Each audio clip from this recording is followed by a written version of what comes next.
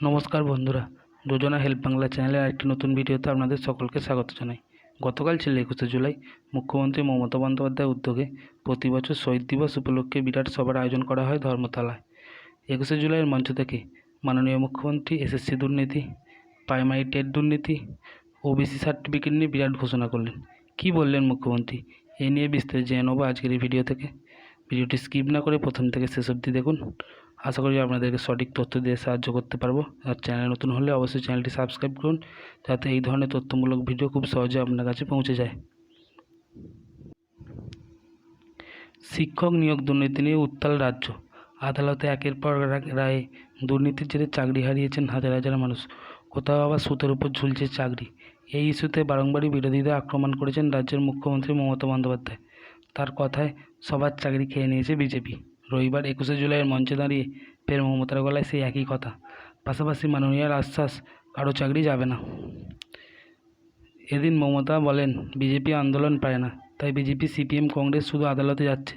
10 লক্ষ সরকারি চাকরি তৈরি আছে। একটা কাজ করতে যাচ্ছি, আদালতে পিআইএল খাচ্ছে, বন্ধ করে দিচ্ছে। কখনো বলছে 26,000-এর চাকরি খাই, আবার কখনো বলছে 42,000-এর চাকরি খাই। কখনো বলছে ওবিসি সংরক্ষণ উঠিয়ে দাও, না সংরক্ষণ উঠবে না, কারো চাকরি যাবে না। আমরা সুপ্রিম কোর্টে গিয়ে লড়াই করছি, লড়াই চলবে।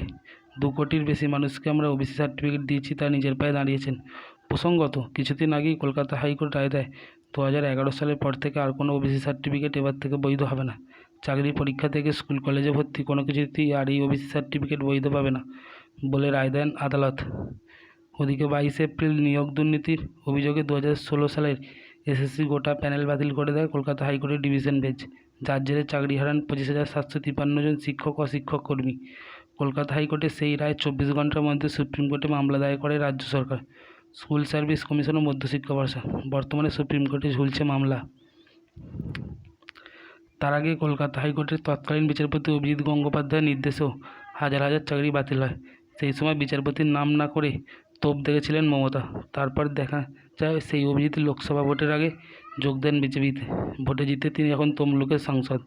এই সমস্ত ঘটনার যোগসূত্র টেনে মমতা অভিযোগ নিয়োগ দুর্নীতি নিয়ে রায়ের পিছনে রাজনৈতিক অভিসন্ধি। 21শে মঞ্চ থেকেই সেই সমস্ত প্রসঙ্গ টেনে ঝাঁঝালো আক্রমণ শানালেন মমতা। তো বন্ধুরা, এই ছিল এসএসসি দুর্নীতি, প্রাইমারি টেট দুর্নীতি এবং ওবিসি সার্টিফিকেট নিয়ে আপডেট, যেটা মুখ্যমন্ত্রী 21শে জুলাইয়ের মঞ্চ থেকে বলেছিলেন।